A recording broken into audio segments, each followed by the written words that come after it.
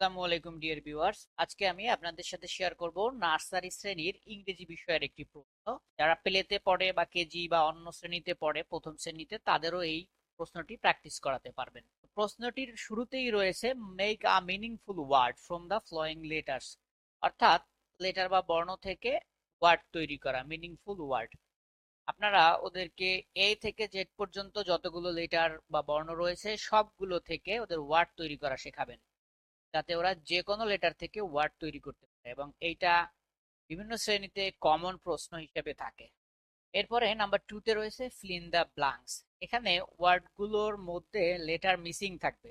এটা হচ্ছে অ্যাপল, এটা হচ্ছে বল। এখানে যে সব লেটারগুলো মিসিং আছে সেইগুলো ওদেরকে প্র্যাকটিস করাবেন, যাতে ওরা এই ধরনের ফিল ইন দ্য ব্ল্যাঙ্কস আসলে পরীক্ষায় লিখতে পারে। নাম্বারে রয়েছে নিচের এলোমেলো বর্ণগুলো সাজিয়ে অর্থবোধক শব্দ তৈরি করো। অর্থাৎ এখানে রিয়ারেন্স, ইংরেজিতে রিয়ারেন্স হিসেবে এটা থাকতে পারে পাজল ওয়ার্ড, অর্থাৎ এলোমেলো করে এটা দেওয়া আছে। এটা সঠিক কি হবে সেটা ওদের লিখতে হবে। যেমন এখানে আছে হেন, এটা হবে পেন। এগুলো ওদের প্র্যাকটিস করাবেন, তাহলে কিন্তু ওরা এই ওয়ার্ডগুলো এলোমেলো থাকলেও পারবে। এরপরে 4 নম্বরে রয়েছে সলভ দ্য ক্রস ওয়ার্ড বা পাজেলস।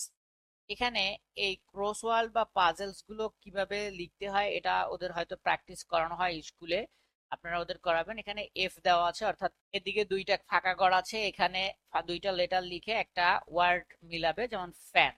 আর এদিকে ঠিক ফাঁকা ঘর আছে, এদিকে তিনটা লেটার দিয়ে একটা ওয়ার্ড তৈরি করবে, যেমন ফিশ।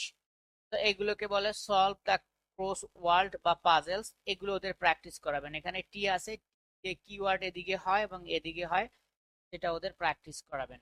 5 নম্বরে রয়েছে ইংরেজি ওয়ার্ডগুলোর বাংলা অর্থ লেখো। অর্থাৎ আপনারা যে ওয়ার্ডগুলো ওদের শিখাবেন সেগুলো কিন্তু বাংলা অর্থ সহ শেখাবেন। যেমন সান অর্থ কি, মুন অর্থ কি, ম্যাঙ্গো কি, এগুলোর বাংলা অর্থ ওদের শেখাবেন।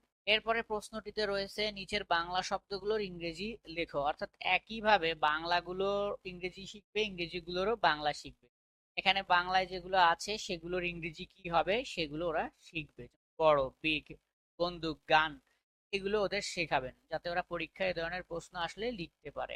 7 নম্বরে রয়েছে write the name of 5 colour. এখানে ওদের 5 কালারের নাম বা 7 ডেজ নাম, এগুলো ওদের শেখাবেন, যাতে করে ওরা এগুলো পরীক্ষার সময় লিখতে পারে। তো 5টি কালারের নাম ওদের শেখাবেন, রেড, ব্লু, ইয়েলো, সবগুলো ইংরেজিতে ভালোভাবে বানান মুখস্থ করে। এরপরে কোশ্চেন নাম্বার 8-এ রয়েছে ম্যাচিং দ্য ফ্লোয়িং। অর্থাৎ বাংলা দেওয়া আছে এক পাশে আর এক পাশে ইংরেজি, কোন অর্থের সাথে কোন অর্থ মিলবে সেটা ওরা ম্যাচিং করবে। এখানে এক খাইট, একটি ঘুড়ি, এটার সাথে এটা মিলাবে, এভাবে ওদের শেখাবেন মিলানোটা। এরপরে নাম্বার 9-এ রয়েছে রাইট দ্য রাইমস রেইন। ওদের ইংরেজি বইয়ে যে রাইমস গুলো থাকবে সেগুলো মুখস্থ করাবেন, যাতে করে যে কোনো রাইমস আসলে ওরা লিখতে পারে। এরপরে সর্বশেষ 10 নম্বর কোশ্চেনটা হচ্ছে right your father's name and school name. এখানে এর বাবার নাম এবং স্কুল নাম ইংরেজিতে যাতে লিখতে পারে সেটা ওদের শেখাবেন, অথবা নিজের নাম, অথবা মাদার্স নেম, অ্যাড্রেস, এগুলো যাতে ওরা লিখতে পারে সেটা ওদের প্র্যাকটিস করাবেন। তো এই ছিল নার্সারি শ্রেণীর একটি ইংরেজি প্রশ্ন। এরপরে গণিত প্রশ্নটি নিয়ে আলোচনা করা হবে। বাংলা প্রশ্নটিও দেওয়া রয়েছে, আপনারা দেখে নেবেন। সবাইকে ধন্যবাদ। আসসালামু আলাইকুম।